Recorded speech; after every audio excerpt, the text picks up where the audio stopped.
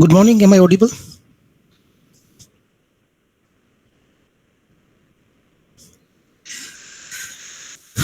Okay, fine.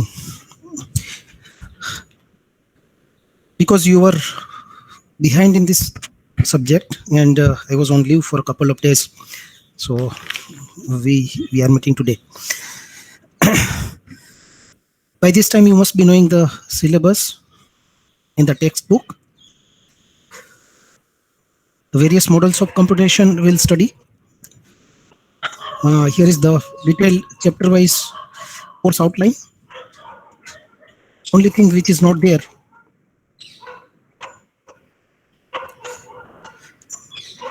up to Turing machine, chapter number 8, Turing machines and recursively enumerable language.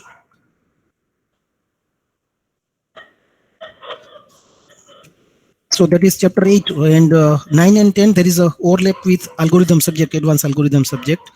So that won't be covered. That is not required to be covered. So we'll start with chapter number 2. My portion starts from chapter number 2. I'll take chapter number 4 later on, and then chapter number 9, Turing machine, the last model of computation. Chapter number 2 is proof techniques, is principle of mathematical induction and recursive languages. That is chapter number 2. John C. Martin is your textbook. And these direct, so many proof techniques are there. The most important among these is principle of mathematical induction. The other proof techniques that we'll discuss today, it is not there in the textbook, but is there in the syllabus. These are also important techniques. In your textbook, you'll only find PMI to begin with in chapter 2, but other proof techniques are also part of the syllabus. We'll discuss that, and I will also share the content. We start with what is called direct proof method. To prove a statement involving conditional proposition P implies Q, in a direct proof method, P is assumed to be true and Q is derived. So we have started proof techniques. We are starting with direct proof method, and here if P then Q, so we assume P and derive Q. It's a very simple technique. If P then Q, P is assumed and we need to derive Q. Example is this one. Product of two odd integers is odd. This is the statement. The statement to prove is product of two odd integers is odd. Now we are writing the same statement in a little different language, because my input is two odd integers. My required output is a number that is odd. So when we say my inputs are odd integers, it means I can write A. My inputs are A and B.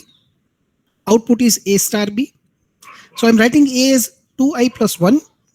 I'm looking at the bottom right now. B is 2j plus 1 for some integers I and j.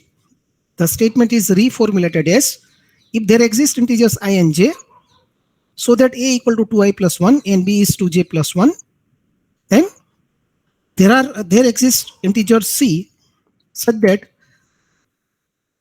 then there exists integer K which is equal to 2c plus 1, which is 2c plus 1.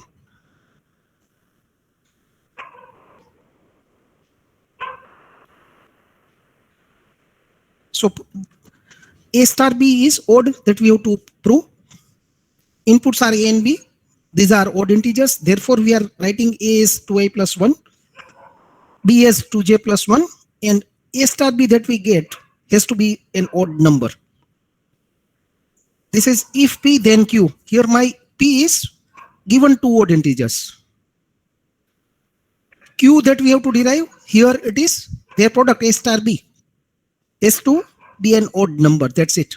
Because A and B are known to be odd integers, we can write A equal to 2i plus 1, B equal to 2j plus 1 for some integers I and j. In my A star B, I should be getting odd. Therefore, there should be some K such that A star B that is equal to 2k plus 1, where again k belongs to z. It is an integer. So a star b, a is 2i plus 1 multiply by b, which is 2j plus 1. And if I just expand this bracket, I'm getting 4ij plus 2i plus 2j plus 1. To show that a star b is of the form 2k plus 1, I'm taking 2 common, and then the remaining expression I plus j plus 2ij plus k plus 1. So let k is equal to 2, let k equal to I plus j plus 2ij. So my a star b is 2k plus 1. So I have shown that a star b, it is of the form 2k plus 1, where k belongs to z, where k is an integer. Basically, we have shown that a star b is an integer.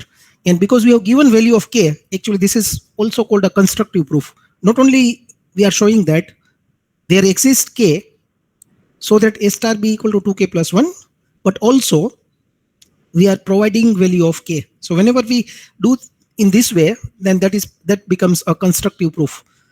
That is written, the proof will be constructive. That is, it will show that there exists such an integer k, and show how to construct k, how to get value of k. So we have shown that a star b is 2k plus 1, value of k is I plus j plus 2ij. It is not compulsory to give this value of k. Only if we show that a star b is of the form 2k plus 1, that is also sufficient. So with that, we proved q. Given p, our example were odd integers ab. My conclusion, then q, if p then q. Here my q is a star b, I'm getting as 2k plus 1, that is odd. So that is a very simple proof technique called direct proof technique, where we start with p, we assume p, and then derive q. Is this fine? With example, we have completed what is called direct proof technique. Is this fine? Any question? Rikin, I'm getting feedback from Rikin and Kaushal, Keval, Janil, Harsh. If anyone has a doubt, can ask me. Can unmute and ask me, no issue. Even if you don't want to write in the chat box, that's fine. If someone has a doubt, can ask me. Okay, fine. Mihir, Harsh, good. Aksh, fine. Let us move to, once again, just to remind you, these proof techniques, that is part of your syllabus. In the textbook, you may not find it. It is not there. These are important techniques, particularly for those students who are planning for higher studies, maybe abroad or in India. This will be very helpful to you. In the due course of time, we'll discuss the importance of the subject. Right now, continue with the next example, proof by contradiction. Let me see which example I should work out. Yeah, this one. Second proof technique. This is not direct. Indirect proof technique. This is proof by contradiction. We don't assume p and then prove q. Proof by contradiction. This is not a direct proof technique. Now, whatever we study, that will be indirect proof techniques. We won't directly prove what is to be proved. So, here to prove p, I'm focusing on right corner top. Here to prove p, we assume not p, and thereby we show that some contradiction results. So in order to p, we don't directly prove p. We assume that p is false or not p is true. We assume not p. And then we search for the contradiction. We look for the contradiction. And if the contradiction exists, the meaning is my negated statement is false. The cause of the contradiction is the negated statement, hence the original statement, hence p. So formally, we are showing that not p implies false is true. The thing that we have stated, we start, instead of proving p, we start with negating p, and then try to prove this negated. And then if we cannot prove, we get the contradiction. It means the negated clause, that is false. Therefore, the original positive clause is true. So mathematically, actually, it is represented as not p implies false is true. That is, p is true. That is how it is represented. So proof by contradiction, simple terms, Whatever is to be proved, we negate that, and then we say that we are getting contradictory result somewhere in between. We have to look for the contradiction. And once we get the contradiction, it means the negated result, the negated clause is false. Therefore, the original clause. And here is the first example. Your label is true. That is my first example. To prove for any sets A, B, and C, if A intersection B is equal to 5, C is a subset of B, then A intersection C equal to 5. So A, B, C are sets. A intersection B, that is equal to 5. There is no common element between A and B. And a subset of B is C. C is a subset of B. Therefore, A intersection C equal to 5. This is actually not a difficult statement to understand. Let us not worry about the proof right now. A, B, C are sets. A intersection B equal to 5. C is a smaller set. It's a subset of B. So A intersection C has to be 5. That is understandable. Now we'll prove this using proof by contradiction statement. So we'll assume that the given statement is not true. This is called conditional statement. ABC, A intersection B equal to 5. C is a subset of B. A intersection C equal to 5. This is a conditional statement. So we start by assuming that the conditional statement is not true. Proof by contradiction. Whatever is to be proved, we assume that that is wrong. So suppose ABC are the sets for which the conditional statement is false, which means if A intersection B equal to 5 and C is a subset of B, then A intersection C is not equal to 5. Then part. Requirement actually is A intersection C equal to 5. What we assume? The statement is false. So we start with then A intersection C is not equal to 5. This is my assumption. And I have to show that my assumption is wrong. Proof by contradiction. Fine. So this is my this is my universal truth. This is my universal statement. A intersection B equal to 5. C is a subset of B. A intersection C is not equal to 5. Now I'll focus only on this. This is my universe. So therefore there exists X such that X belongs to A and X belongs to C. A intersection C is not equal to 5. It means between A and C there is a common element. So there exists X such that X belongs to A and X belongs to C. Because C is a subset of B, we can say that there exists X such that X belongs to A and X belongs to B. B is a superset of C. Already there exists X such that X belongs to A and X belongs to C. So we can say X belongs to A and X belongs to B, as C is a subset of B. Fine. Meaning of this X belongs to A and X belongs to B, we know X belongs to A intersection B. Therefore, X belongs to A intersection B. But then look at the top. We assume that A intersection B equal to 5, but what we are getting is there is X that belongs to A intersection B, which means A intersection B is not equal to 5, and that is a contradiction which we were looking for. We were looking for a contradiction which we have found now. There is X that belongs to A intersection B. It means A intersection B is not equal to 5. But then we started with the assumption that A intersection B equal to 5. So we got the contradiction. The assumption that the conditional statement is false is not true. Therefore, the conditional statement is my conclusion. Hence, assumption that the conditional statement is false leads to a contradiction. Thus, the statement is true. The original statement is true. This one, example labeled 2. Therefore, the original statement is true.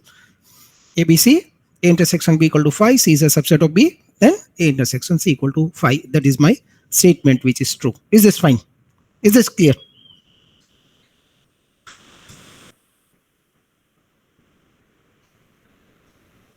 Looking for your,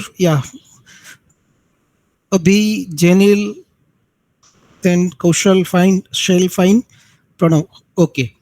If anyone has a doubt, can ask me, no issue. Doubt maybe small, doesn't matter. No doubt is silly. No doubt is silly. If you're not clear, you can ask me. You can unmute and ask me. That is also, I'm fine with that. You can put that in the chat box also. Okay. We'll take one or two more examples. This is an important proof technique. We'll take more examples. Let me go to a label 1, I think. Let me see. Yeah. Our standard example. Proof by contradiction, example number 2. We'll prove that root 2 is irrational using proof by contradiction proof technique. Root 2 is irrational. This is my statement which I need to prove. I always start by, in this case, proof by contradiction, I always start by the assumption that the statement is false. So let's assume that root 2 is not irrational. To prove root 2 is irrational, because we are using proof by contradiction, we start by assuming the statement is false. Not P implies false is true. That is the mathematical approach that we take in proof by contradiction, starting by negating P and then looking for false, then looking for the contradiction. So root 2 is irrational. My initial statement becomes, let's assume that root 2 is not irrational. Statement is false. That is what our initial step is. So it is not irrational means it is rational. And when we say rational, then as per the definitions, there exist integers AB such that B is not equal to 0 and A and B do not have common factors. We are actually taking a slightly strict definition of rational. Actually, the definition is when something is rational, then we can express them as P by Q, root 2 equal to P by Q. Q is not equal to 0. That is only the conclusion. We are going one step ahead. We say root 2 is A by B and A and B do not have any common factor. And we can say that because whatever common factors are there in P and Q, we are eliminating, we are removing them to get integers A and B. Now A and B don't have any common factors. Given root 2 is rational, it means I can write root 2 as P by Q. P comma Q belongs to Z, that is my set of integers, and Z and Q not equal to 0. That much only I can say. But then what we do further, whatever common factors are there in P and Q, we eliminate them. To get integers AB, now A and B don't have any common factors. B is not equal to 0. That is how I am writing root 2. Root 2 equal to A by B. A and B are integers. B is not equal to 0 and A and B do not have any common factor. So root 2 is A by B. Now simple mathematical manipulations. Squaring both the sides, it is 2 is A square by B square. 2B square equal to A square. Or A square equal to 2B square. That is my equation number 1. Just I have squared that. Both the sides squaring. What I get? A square equal to 2B square.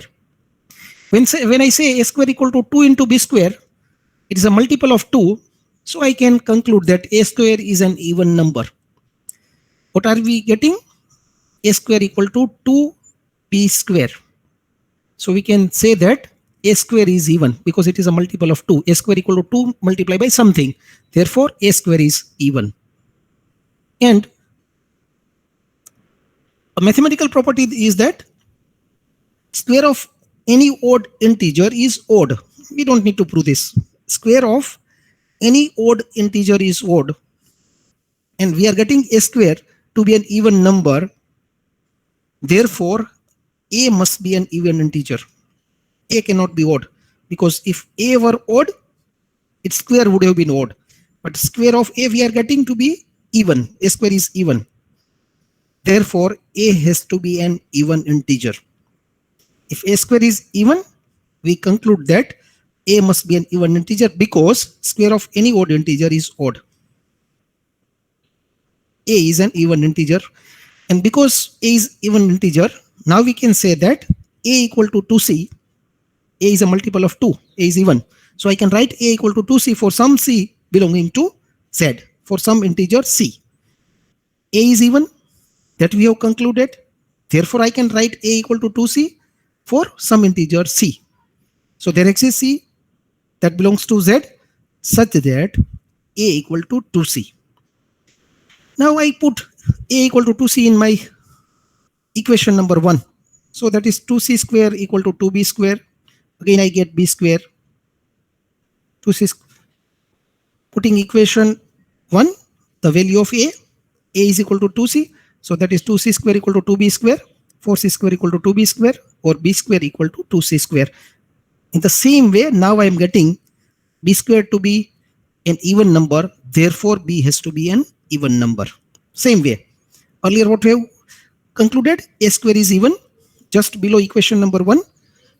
Now putting that value of a equal to 2c in that equation, I am getting b square equal to 2c square.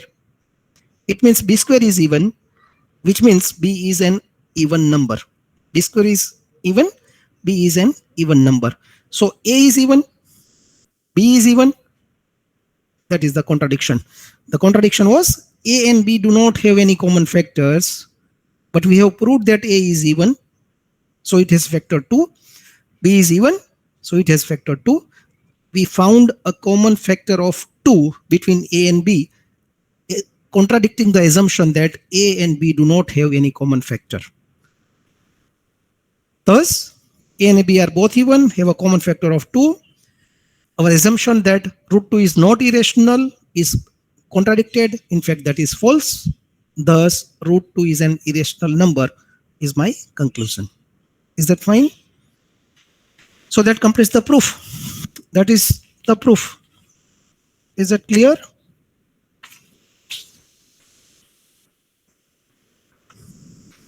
Okay, Love, fine. Keval, Shail, Abhi, good. Harsh, fine.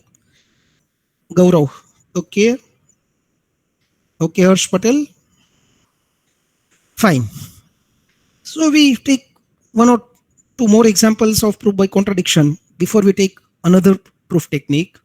Let me see which to take. Or let us take this. Let us take this puzzle.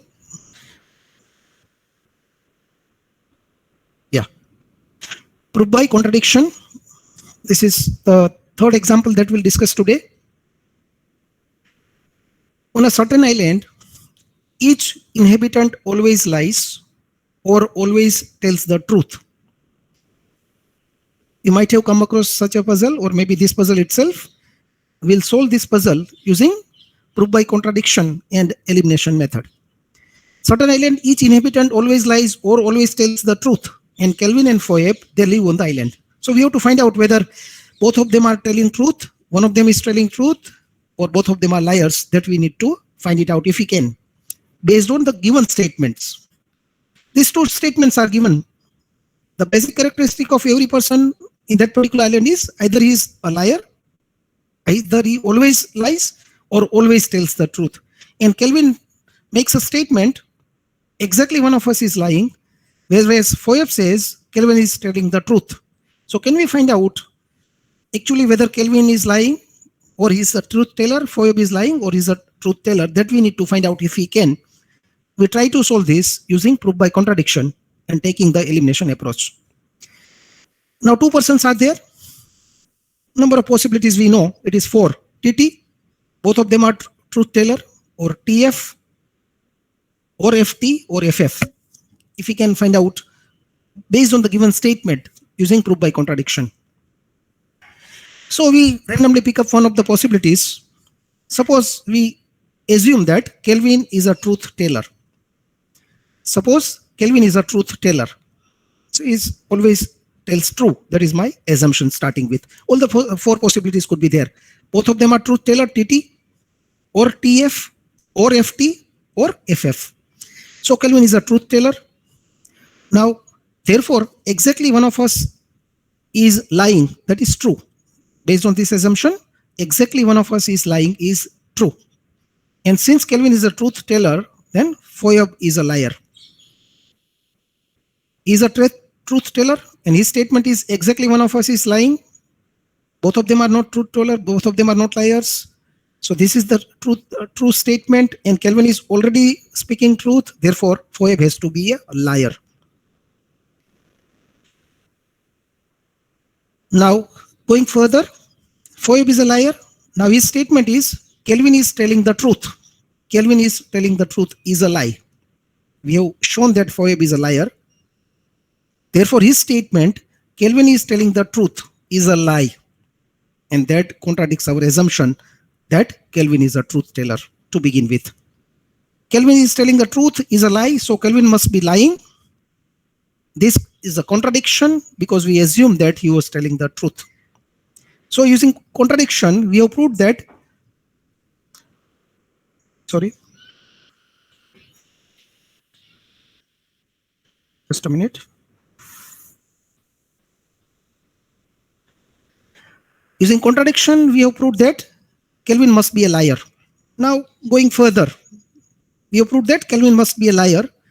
Hence, exactly one of us is lying is false. He is a liar. We have shown that Kelvin is a liar. So exactly one of us is lying is false. It means only two possibilities are left now, TT-FF. But then anyway, we have shown that Kelvin is a liar, so TT is also rejected. Only possibility that is left is FF. We have to verify whether FF is true or not. So this gives two possibilities, either both are telling truth or both of them are lying. Suppose both of them are telling truth, then this contradicts the established fact that Kelvin is a liar. So that is ruled out. Only possibility that needs to be verified is both of them are liars. Let's see if we can confirm that possibility. The only other possibility is that both of them are lying. Then the Kelvin's statement, exactly one of us is lying, should be false because he's a liar. And he tells that exactly one of us is lying has to be false, and it is false because both of them are liars. So that is consistent with our derived possibility that both of them are liar. Part 1 we have checked. The Kelvin statement has to be a lie, has to be false, and it is. And let's see what is the Foyev statement. Kelvin is telling the truth, has to be false because we assume that Foyev is a liar. In this statement, Kelvin is telling the truth. Once again, it is false. It is false. So both the possibilities we have checked. When both of them are liars, their statements are consistent, and that is the only possibility that was remaining, that both of them are liars. So the conclusion is Kelvin and Foyev are both liars. That is the proof. We have contradicted in between whatever the possibilities were. We have eliminated the possibilities. Only possibility that was left, both of them are liars. Now we are checking the statement. So the Kelvin statement, exactly one of us is lying, has to be false. It is false because both of them are lying. And Foyev statement, Kelvin is telling the truth, has to be false. It is false because Kelvin is a liar. So the only consistent possibility is both of them are liars, and that is the final statement, final conclusion. They are liars. We have proved using proof by contradiction and elimination method. We eliminated the possibilities which are not feasible, the possibilities which cannot be true. We eliminated them. Last possibility was left, and then that was consistent with the given statement, and we established the fact that both of them are liars. Is that fine? Rikin, fine. Janil, Harsh, Thumar, Harsh, Shell, Harsh Patel, fine. Rundan, okay, good. Aksh, Janil, good. So this was third example of proof by contradiction. In fact, we are also taking the fourth example. Little tricky, not so difficult, just little tricky. The fourth example, proof by contradiction. Label here, as per this, it is 3. So that is the fourth example that we'll discuss now. For a positive integer n, we know the definition of n factorial. 1 into 2 into 3 into till n. That is my n factorial defined. This is the statement we need to prove. For any integer n greater than 2, it is known that n is greater than 2. There is a prime p satisfying n is less than p less than n factorial. So this is the statement to be proved. N less than p less than n factorial. P is a prime number. And what is n? Greater than 2. That is given. N greater than 2. There is a prime p satisfying n less than p less than n factorial. So this statement we need to prove, and without changing the meaning, we split this statement into two parts. In the conventional way, we'll prove p less than n factorial, and using proof by contradiction, we'll prove the second part, that is p is greater than n or n is less than p. So n less than p, this is my part number 2. My part number 1 is p less than n factorial. Part number 1, p less than n factorial, will prove using normal way, conventional way.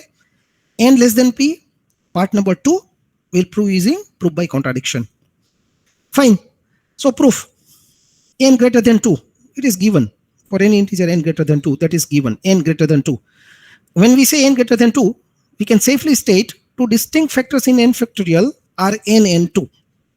When n is greater than 2, because as per the definition of n factorial, the two distinct factors in n factorial are n and 2. That has to be there. As per the definition, whatever n which is larger than 2, we take the factorial, for example, 5 factorial. Then 5 and 2 will always be there. 7 factorial. 2 and 7 will always be the factors. So n greater than 2, two distinct factors in n factorial are n and 2. That is the mathematical definition of factorial. So if n and 2 are distinct factorials of n factorial, we can say n factorial is greater than equal to 2n, because other factors are also there. Say 5 factorial. So it is 2 into 3 into 4 into 5. Other factors are also there. Apart from 2 and 5, we have 3, 4, 1 as per the definition. So we can state n factorial is greater than equal to 2n. That is always true. Or n factorial, instead of 2n, we are writing n plus n. N factorial is greater than or equal to n plus n. And because n is at least 3, we can say n factorial is greater than n plus 1. That greater than or equal to, we are replacing with the inequality only greater than.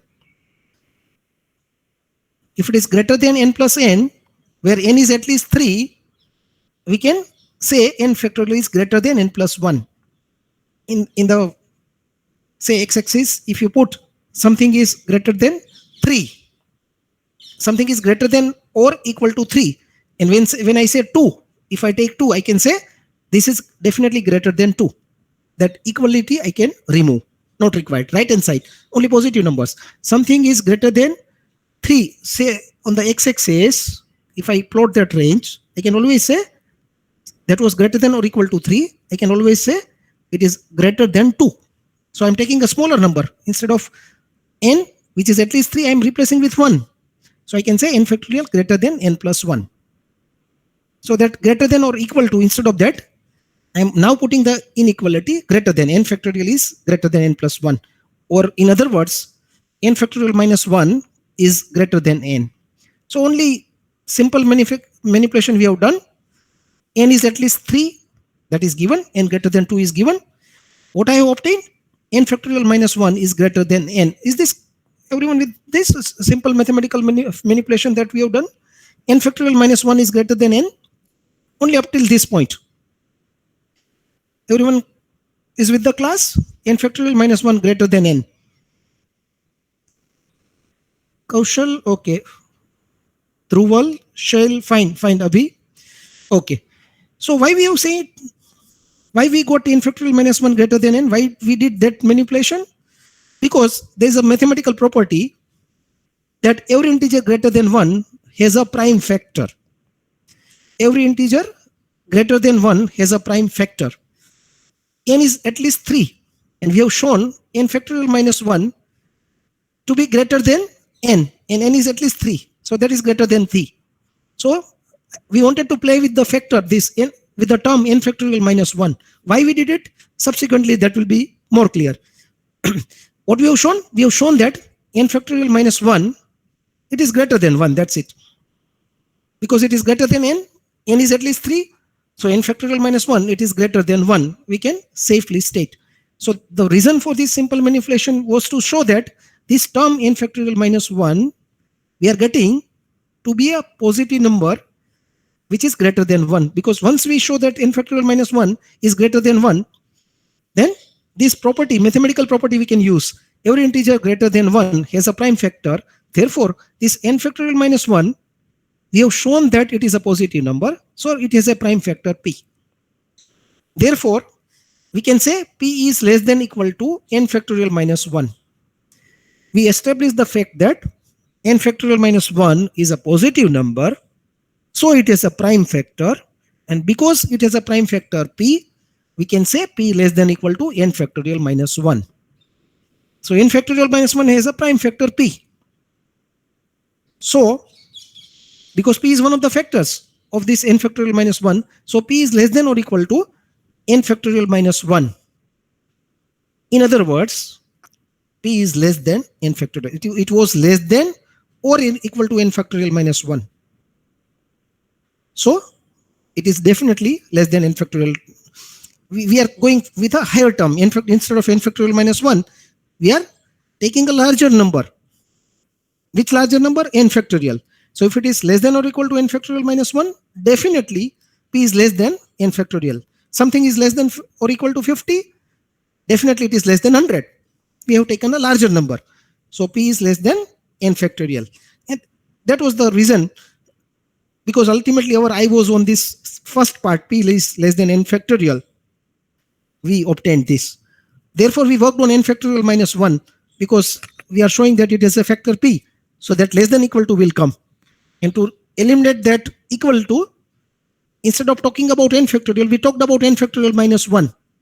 So that inequality equal to we can remove and we can say it is less than n factorial. That was our original statement we needed to prove. In the normal way, no proof by contradiction up till now. P less than n factorial we have proved in the conventional way. Is that clear? Jit. Yes, Jit, fine. Any other? Vrundan, okay. Harsh, Tumar, Shail, Abhi Patel, Harsh Patel, okay. Part 1, p less than n factorial, we have proved. Now, we focus on the second part, n less than p. There we'll use proof by contradiction. What is that? N less than p or p greater than n. Instead of p greater than n, we'll assume that this statement is false. P greater than n is false. So p less than equal to n. That will be our assumption.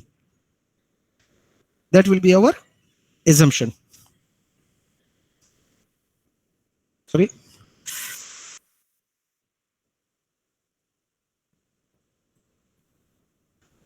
So part 1, let's assume that this n less than p is false. We are going with the proof by contradiction method. So we assume that p is less than equal to n. That last line is not visible to you. This part 1 completed. Bottom right corner below that, one line that could not be scanned. It is, let's prove that n is less than p. That is my part number 2. We prove by contradiction, which means we assume that p is less than or equal to n. This n less than p, this statement is false. P greater, that is equivalent to p greater than n, that is false. So p is less than equal to n. That is my assumption. Now p is less than equal to n. It means as it is one of positive, p prime is, that is a positive number. Prime is a positive number always. Since p is one of positive integers, which is less than equal to n, p is a factor of n factorial. It is, p is a positive integer which is less than or equal to n, p is a factor of n factorial. For example, say take 10 factorial and I take any positive integer which is less than equal to this 10. So it will always be there in the 10 factorial definition. For example, say randomly take 7. So in the 10 factorial, 7 will be there. 1 into 2 into 3 into up to 7 into 8, 9, 10. So since p is one of positive integers which is less than or equal to n, p is a factor of n factorial. P has to be a factor of n factorial as it is a positive number. As it is prime, it is a positive number. It is less than or equal to n. Therefore, p is a factor of n factorial. Going further, already we have said p is a factor of n factorial minus 1. The previous one, or part number 1. Already we have established that n factorial minus 1 is a prime factor p. So p is a factor of n factorial minus 1. Then we have gone with the contradiction. We have assumed that p is less than or equal to n. P is a positive number less than or equal to n. So in n factorial, p is a factor. So summing up these two, p is a factor of n factorial minus 1, and p is found to be a factor of n factorial also. So p is a factor of n factorial minus 1 as well as n factorial up till now. P is one of positive integers less than or equal to n. P is a factor of n factorial. So we are getting p to be a factor of n factorial and n factorial minus 1. And mathematically this is possible. P can be factor of these two different terms mathematically possible only if p is a factor of their difference. Again, this is a basic mathematical property. We have found p to be a factor of n factorial. Earlier we have proved p is a factor of n factorial minus 1. So p is a factor of two things, n factorial and n factorial minus 1. And mathematically this is possible only if p is a factor of their difference. And this difference of n factorial and n factorial minus 1, that is 1. So p has to be a factor of 1. But then p is a prime number which is at least 2 and cannot be a factor of 1. Cannot be a factor of 1. So our assumption that p is less than or equal to n has led to the contradiction. Mathematically, whatever we concluded cannot be true. P cannot be a factor of n factorial minus 1 as well as n factorial, as this is only possible if p is a factor of their difference 1, which is not possible as p is a prime number and it is at least 2. So assumption that p is less than or equal to n leads to a contradiction. That assumption cannot be correct. In fact, p is greater than n. This is my part number 1. We conclude that p is greater than n. So that is my second part. That is second part over. That we proved using contradiction. N less than p, that we proved using contradiction. P less than n factorial, we proved in the conventional way. That completes my total proof. Conclusion: n is less than p less than n factorial. Is that clear to all? Is that fine? It was little tricky. Simple manipulations, but little tricky. Any doubt to anyone?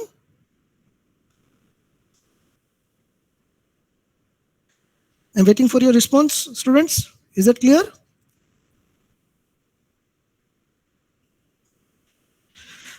Rundan, fine. Harsh, fine. Abhi, fine. Harsh Patel, okay. Aksh, fine. Janil, fine. Okay. Okay. Jit, clear. So with that we complete the second proof technique, proof by contradiction, and then let us go to another proof technique called proof by minimal counterexample principle. Let's see. Yeah.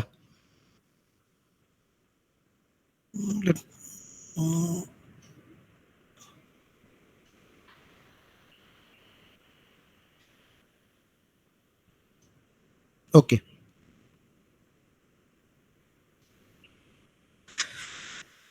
A proof by minimal counterexample principle, and it is considered to be a disguised form of principle of mathematical induction. Let us not worry about PMI because that's the next topic that we'll discuss.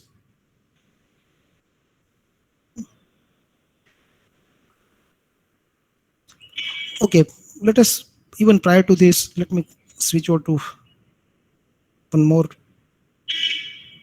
Yeah. Before we discuss that, proof by minimal counterexample, let us discuss counterexample itself. Proof by counterexample. So, finding a value of x so that px is true is a proof of the statement there exists x such that px. So, another valid proof technique, another formal proof technique, proof by counterexample. Suppose I have to prove there exists x px. So, if I give one example of x which makes the statement p true, then my statement there exists x px is true because x is existing. So finding value of x so that px is true is a proof of the statement there exists x such that px. There exists that symbol x, px, and if I can provide one value of x which makes p true, then the statement there exists px is true. So that is actually example, not a counter example. Giving an example is sufficient to prove the statement there exists x such that px. Now suppose I find a value for x, I find a value of x for which px is false, then it disproves the statement of the type for every x px.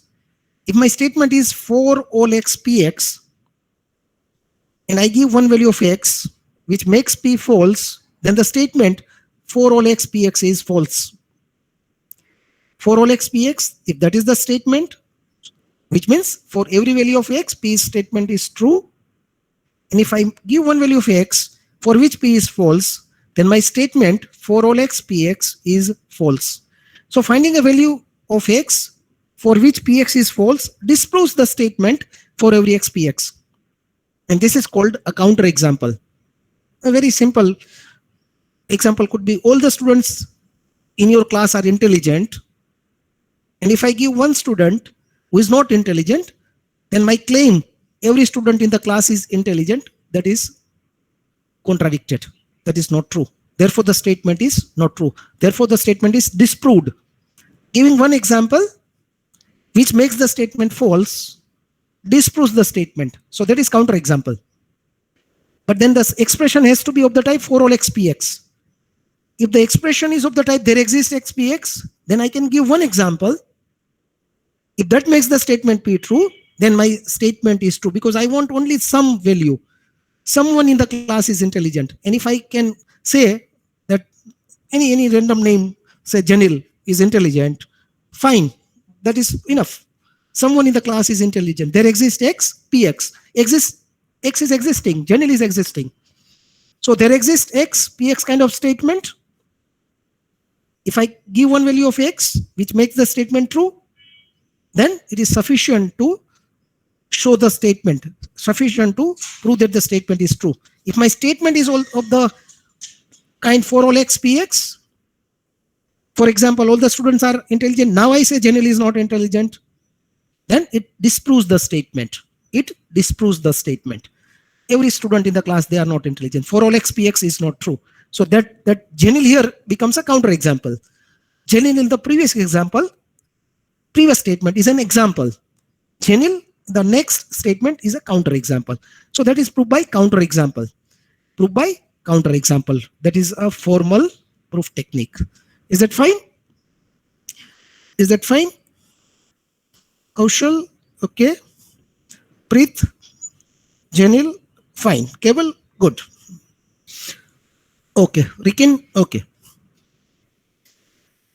Shell, Hers, fine. So let us now go to our proof by minimal counter example. We have now studied proof by counter example. Now we go back to minimal counter example principle.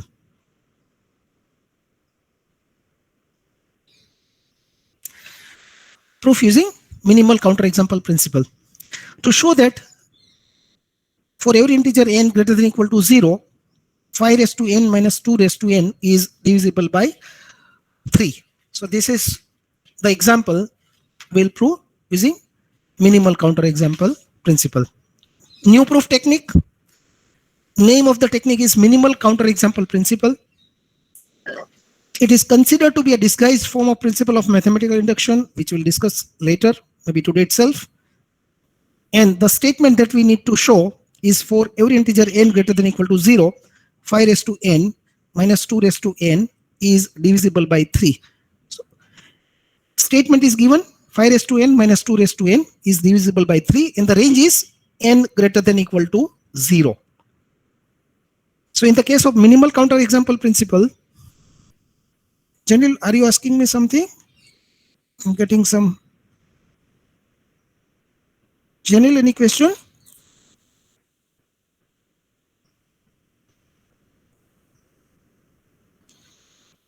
Any doubt? No, miss. Okay, fine.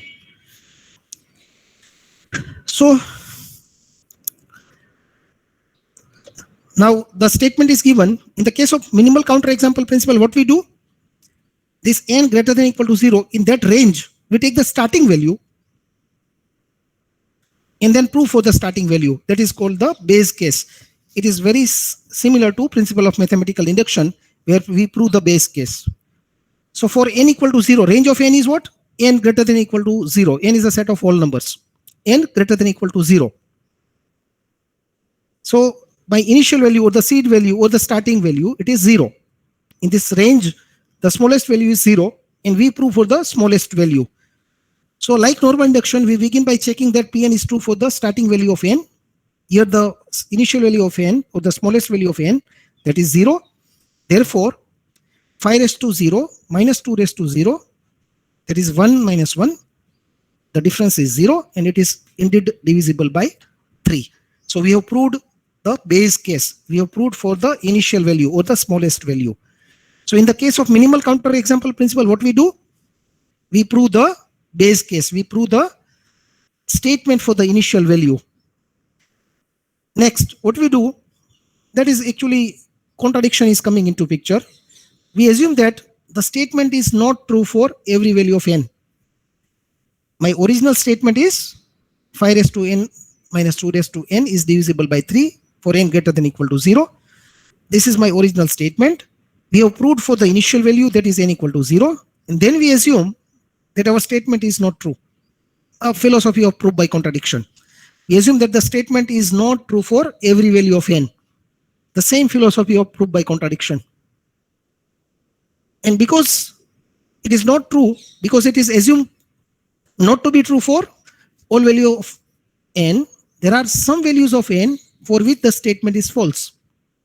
And this set of values for which the statement is false, among these values, there is a minimum value, say n equal to k. There are values for which the statement is false, and from these values to the smallest value we call k. So for n equal to k, we assume that the statement is false, and k is the minimum value among all values for which the statement is false.